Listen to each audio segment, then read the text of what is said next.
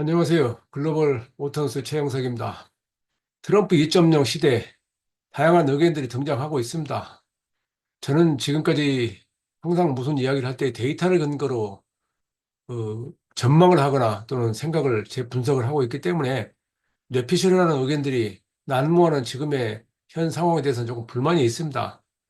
그래도 제 입장에서 전기차 산업, 이 자동차 산업, 이 큰 틀에서 어떻게 바뀔 것인지에 대해서 잠깐 짚어보겠습니다.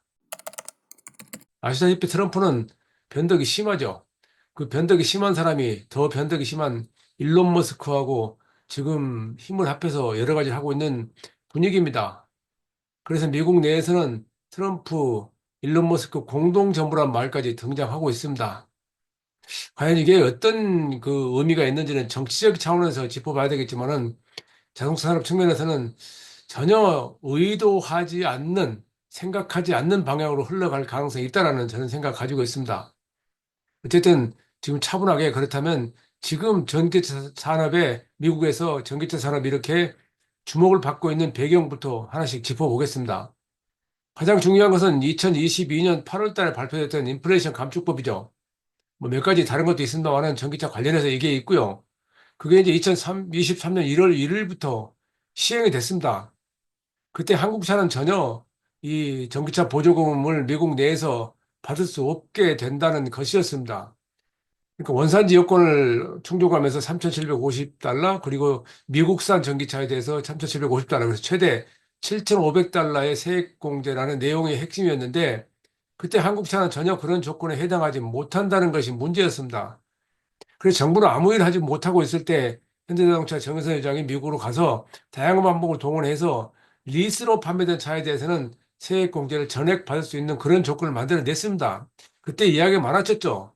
IRA법은 여러 가지 빈틈이 많이 있고 그 빈틈을 어떻게 공략하느냐에 따라서 우리의 것을 취할 수 있고 이럴 수 있다는 내용이 당시에도 있었었는데 한국의 정부는 그에 대해서 아무 도움을 주지 못했고 그 문제가 이 현대차가 이 현대차 그룹이 미국에서 전기차 판매를 조금 더 늘릴 수 있었음에도 불구하고 어쨌든 그런 상황이 계속됐고 그것이 지금 이 결국은 미국에 공장을 짓게 됐고 공장이 지금 10월 달부터 가동이 돼서 자동차 전기차 생산하고 있죠. 어쨌든 이건 이제 미국 입장에서 본다면 미국 차 내에서 전기차 생산하고 판매를 촉진한다 하는 것이 핵심 내용이었죠. 그러니까 미국을 위한 것이었습니다. 미국을 위한 것에 다른 나라들이 거기에 동조를 하고 있는 것입니다. 동조를 하게 된 배경은 미국의 시장이 있기 때문이겠죠. 그러니까 20세기 말에 미국과 유럽이 관세를 동원해서 토요타를 일본 차를 압박했을 때 일본 차가 현지화 전략을 통해서 그걸 뚫고 나갔는데 토요타가 세계 1위 자동차가 된 가장 큰 역할을 했는데 그렇다고 일본의 잃어버린 30년이 바뀌지는 않았죠. 이런 것까지 이야기하면 너무 복잡하긴 한데 어쨌든 저는 그런 생각 가지고 있기 때문에 잠깐 짚었습니다. 그런데 이번에 대통령 선거 기간 동안에 트럼프는 이 IRA를 가장 심하게 비판하고 폐기하겠다고 공약을 했습니다. 뭐 너무나 잘 알려진 내용이죠. 전기차 의무화라고 하는 미국 내에서 그런 정책을 아주 종료하겠다, 끝내겠다라는 말을 해왔었고, 이 보조금도, 그러니까 IRA 보조금도 폐지하고 있다 하고 있습니다. 지금 이제 인수위에서는 벌써 이와 관련 이야기, 여러 가지 이야기 나오고 있는데, 그 관련해서 미국 내에서는 생각보다는 시끄럽습니다. 우리는 전달을 어떻게 하고 있는지 모르지만은 저는 국내 그 레거시 미디어들의 그런 태도에 대해서 조금은 안타까운 생각 가지고 있는데 좀 더 제대로 지켜볼 필요가 있죠.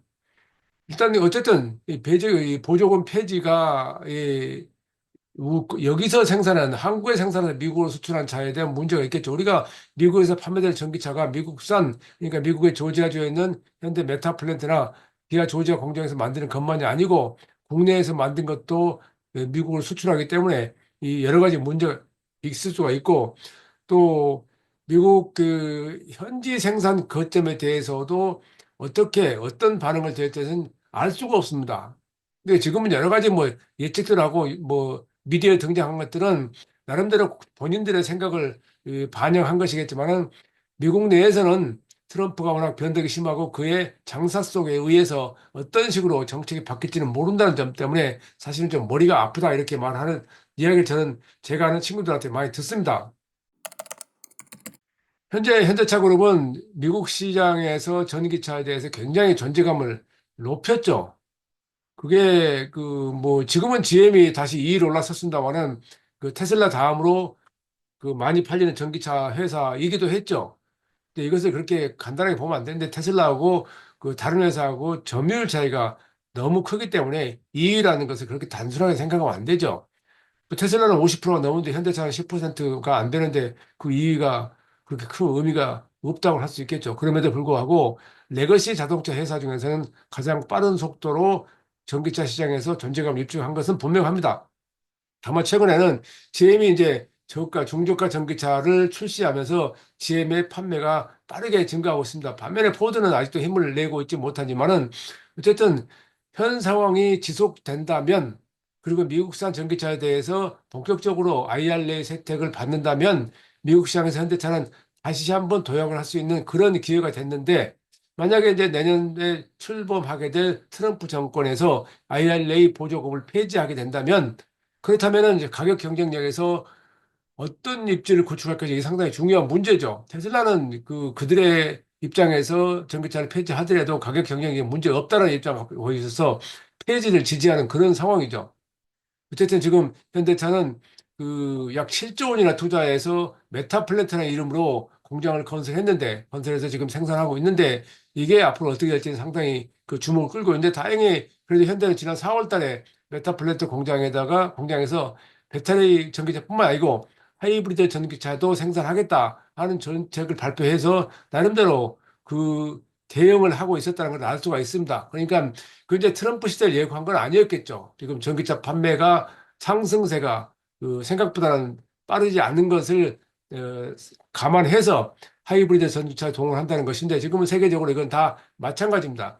전기차에서 왕국이라고 할 수 있는 중국마저도 이 EREV 그러니까 항속거리 연장형 전기차의 판매를 늘리고 있고 전기차 스타트업으로 시작한 뭐 샤오퐁이라든가 니오라든가 이런 회사들 모두가 다 EREV를 라인업하는 그런 흐름에 있습니다. 근데 그게 지금 결국은 이제 이게 들여다보면은 근본적으로 우리가 전기차로 전환하고자 하는 목적은 이산화탄소를 줄이고 온실가스를 줄여서 탄소 중립을 하자는 것인데 그것이 당장에 전기차가 수익성이 낮고 그로 인해서 자동차 회사에서는 이 수익성이 낮으면은 사업을 지속할 수 없기 때문에 당장의 수익성을 올릴 수 있는 이 EREV라든가 내연기관차에 더 집중하게 돼 있죠. 그 현상이 지금 그 교차되고 있는 상황입니다. 어쨌든 현대차 그룹은 그런 상황에서 지금 최근에 그 인사를 단행했는데 그 미국 현대 아메리카의 대표인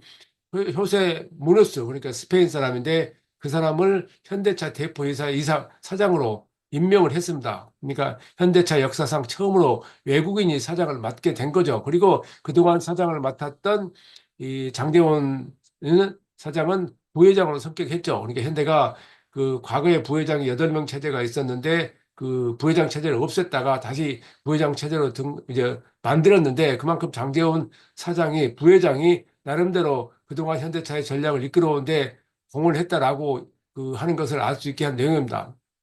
그리고 저는 주목을 끄는 게 성김이라고 하는 주한 미국 대사를 영업했던 사람을 싱크탱크 수장, 직책은 사장입니다. 사장으로 임명을 합니다. 2025년 1월 1일부터요. 이 사람을 영입한 것은 저는 뭐 여러 가지 의미가 있겠습니다만은 미국 내에서 공무원 생활을 많이 한 사람으로서 미국 내 인적 네트워크를 구축하고 있고 그래서 로비의 나라 미국, 소송의 나라 미국에서 그 대응을 하기 위한 것으로 저는 읽힙니다. 어쨌든 저는 현대차의 정의선 회장이 2020년 말에 하반기에 미국 가서 다양한 방법을 동원해서 이 리스 판매에 대해서 IRA 보조금을 받게 한 것도 결국은 로비의 효과였다고 지금 하는 의견에 동의를 합니다. 어쨌든 이 문제가 이런 인적 관계까지도 만들어낼 정도로 지금 현대는 상당히 위기의식을 가지고 있는 것은 분명해 보입니다. 어쨌든 그건 뭐 현대차 입장인데 현대차가 저는 그럼에도 불구하고 이 상황에서 더 이제 주목을 끄는 것은 현대차가 최근에 중국형 전기차를 만들어서 중국 업체들하고 협력을 해서 본격적인 중국화를 하고 있다는 것에 높이 평가를 합니다. 그것은 시장 다변화라는 그런 측면에서 이야기하는데 뭐 이건 현대차만이 아니죠. 대부분의 그 글로벌 자동차 회사들이 지난 중과에 11월 초에 열렸던 국제 수입 박람회에서 직접적으로 CEO들이 나서서 좀 더 적극적으로 중국화 전략을 발표하는 등 지금 현대차와 크게 다른 움직임입니다. 근데 그 당연히 시장 때문이죠. 그러니까 미국이 좋아서 미국이 가는 거 아니듯이 중국이 좋아서 중국을 하는 게 아니죠. 시장이 커서 그 시장에서 존재감을 확보하지 않으면은 규모의 경제를 확보할 수 없고 규모의 경제를 확보할 수 없으면은 지속 가능성이 없다는 그런 간단한 논리에 근거한 것입니다. 또 여기서 이제 우리가 주목을 끄는 것이 이제 SK온이라는 게 LG 에너지 솔루션이 미국의 현대차 그룹하고 이 배터리 공장을 건설하고 있는데 이 문제도 사실은 이 배터리 회사 입장에서는 상당히 좋은 일을 할 수 있겠죠. 뭐 저는 항상 이 분야에서 이야기할 때마다 이 자본가들의 입장에서 좋겠지만은 사실 소비자 입장에서 과연 좋은 것이냐 또는 우리나라에서 많은 일자리를 잃게 되는 게 좋은 것이냐. 그러니까 한국의 공장을 지원거하고 미국 가서 공장을 지원거하고 LG엔솔이나 SK온, 현대사에게는 좋겠지만은 그만큼 한국에서 일자리를 줄여준다는 것에 대해서 생각을 해야 되는데 그런 점에 대해서는 논란이 없는 게 저는 참 안타깝습니다. 어쨌든 이 두 회사의 배터리 공장은 내년부터 가동을 시작하고 그렇게 해서 현대차와 기아차의 조지아 공장에 납품을 할 것으로 보입니다. 이것은 제가 지난주에 미국 그 BMW 공장 갔다 왔었는데 그때 미국 그 BMW 이 스파르탄버그 공장에서 약 24km 떨어진 우드로프라는 곳에 BMW가 배터리 공장을 건설해서 가동을 시작했죠. 그러니까 이것은 전 세계 모든 메이커들이 같은 전략을 취하고 있는데 문제는 근본적으로 우리가 여기서 배터리 산업에 대해서 조금 더 이해를 해야 될 필요가 있는 것이 우리가 말하는 LG 에너지 솔루션과 SK연은 사실은 배터리 셀 회사라고 할 수 있겠죠. 물론 그들이 배터리 팩까지 해서 만들어서 납품하는 경우도 있겠지만은 자동차 회사 입장에서는 부가가치가 배터리 셀보다는 배터리 팩이 더 높다는 생각을 가지고 있습니다.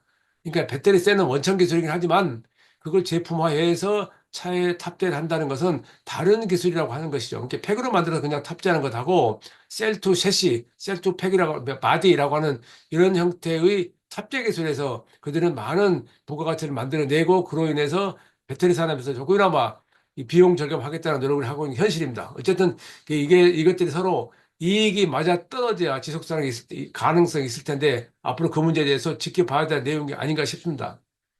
어쨌든 이제 트럼프 시대에 이런 그 앞서 말씀드렸던 이 IRA 폐기 등의 이야기 나오면서 뭐 미국 내 다양한 단체들이 그 반대 의견을 피력하고 있죠. 제로 미션 운송협회 같은 경우에는 전기차 판매 생산에 대해서 세제 혜택을 폐지하지 말아라. 미국 자동차 혁신협회도 이 IRA가 결국은 미국 자동차 산업의 필수적이다. 이렇게 해서 유지해줄 요청을 하고 있죠. 반대로 테슬라는 보조금 폐지하는 것을 지지하는 입장을 펼치고 있습니다. 그러니까 테슬라 입장에서는 그들이 가격 경쟁력이 가능하다는 생각 때문에 다른 메이커들을 더 앞설 수 있다는 생각인데 이런 생각이 저는 참 반대입니다. 우리가 한 만대로 파일을 키워서 더 시장을 넓게 크게 만들어서 자신들의 시장 점유율을 높여가면 될 텐데 오히려 다른 회사를 죽이는 쪽으로 한다. 글쎄요, 그게 과연 그 궁극적으로 그들의 사업에 도움이 될까요? 그래서는 여러 번 말씀드렸지만 테슬라가 처음에 마스터 플랜을 제시했던 2006년 그리고 2016년에 한번 업데이트했을 때 그때까지만 해도 테슬라를 굉장히 일론 머스크가 굉장히 높이 평가했었는데 2020년을 전후해서 일론 머스크의 여러 가지 그 기이한 행동들, 그리고 그 전과는 다른 그의 발언을 통해서 테슬라 일론 머스크 하는 그런 자세에 대해서 굉장히 반대합니다. 그래서 지금은 이제 미국 내에서 말했듯이 일론 머스크가 차기 공화당 대선 후보가 될 것이라 말까 나온 상황에서 그는 더 이상 어쩌면 이 순수한 의미의 기업가가 아니라고 할 수 있습니다. 그래서 그것이 이 트럼프 힘을 이용해서 그의 이익을 위해서 어떤 형태의 짓을, 어떤 형태의 태도를 보일지는 상당히 좀 걱정되는, 우려되는 대목입니다. 두 사람 다 상당히 독선적이고 고집이 강한 사람들이 그들의 이익을 위해서 어떤 짓을 할지 아무도 모른다는 점에서 그게 더 우려가 있는 것 같습니다. 어쨌든 이제 이 모든 것보다 저는 그 궁극적으로 이 환경 문제에 집중을 하는데요. 그전에 물론 이제 미국 내에서 보조금을 폐지하면 일자리 감소한다는데 투자가 동력이 약화돼서 그동안 미국으로 상당히 많이 들어왔던 자금이 더 이상 들어오지 않는다는 노력이 있겠죠. 또 더불어서 이제 중국 자동차, 중국 전기차 경쟁력이 약화한다는 이야기 하겠지만 이제 그거보다는 저는 항상 하는 얘기지만은 지금 탄소 중립이 가장 큰 인류의 그 과제고 도전 과제고요. 그를 위해서는 지구촌에 있는 모든 자원을 가장 효율적으로 사용해야 되고 그것이 사실은 우리가 20세기 말부터 추구해왔던 세계화가 만들어낸 결과인데 지금의 보호무역주의로 가게 된다면은 결국은 그것은 이 원자재가 공급망이 제대로 가동되지 않고 그로 인해서 탄소 중립도 어려워지고 이산화탄소 감축이 더 어려워지고 그래서 결국은 기후 재앙이 가속화가 된다 하는 저는 생각을 가지고 있습니다. 뭐 이것은 제가 여러 그 석학들의 그 책을 읽고 강의를 듣고 하면서 가지게 된 생각인데요. 그 자동차 산업이 그 중간에서 지금 당장에 정치를 하는 사람 입장에서는 그들의 실적을 올려서 표를 얻는 것에 굉장히 중요하겠지만은 사실은 그 학자들이 말했듯이 지금은 그 20세기 또 18세기부터 시작되었던 산업혁명이라든가 생산성이라는 하고 하는 종교를 버리지 못하면은 인류는 지구촌에서 살아갈 수밖에 없다는 그런 생각을 가지고 있기 때문에 이번에 그 트럼프의 등장이 저는 전기차 산업의 변화에도 상당히 문제가 있을 것이라고 생각을 하지만 그보다 더 우려를 하는 것은 트럼프하고 머스크가 동행해서 그 기후재앙을 미룬다. 기후저항을 가속한다. 기후저항, 미룬다가 아니라 기후저항, 탄소 중립을 미루고 기후저항을 가속한다라는 생각을 하게 됩니다. 특히 그래서 더 제 입장에서 좀 안타까운 게 머스크입니다. 일론 머스크가 처음에 그가 마스터 플랜을 제시했을 때 2006년엔 에너지 대전환과 탄소 중립을 내세웠습니다. 근데 그래 사업을 하면서 어떤 생각을 바뀌었는지 모르지만 지금은 자율주행과 로봇과 AI로 그의 그 마스터 플랜을 바꿨죠. 지난 그 사이버 캡 발표하면서요. 자, 그러니까 처음에 그가 그 기후재앙을 막기 위해서 탄소 중립을 하고 전환을 하겠다는 그의 구호는 사업을 하기 위해서 내세운 그냥 슬로건에 불과했다. 근본적으로 정말로 진정한 의미로 그가 이 인류의 탄소 중립 지원을 해서 기후재앙을 막겠다는 것이 의미가 있는 것이 아니라 그의 사업을 키우기 위해서 있었다는 생각을 하지 않을 수가 없게 됩니다. 어쨌든 그 일론 머스크가 트럼프하고 만나서 실제 정부가 출범하게 되면 어떤 일들이 벌어질지 지금부터는 상상력을 총동원해서 그걸 막는 방법으로 가야 되지 않나 그런 생각합니다. 최영석의 글로벌 인사이트 다음 시간에 뵙겠습니다. 감사합니다. 구독과 좋아요 클릭 부탁드립니다.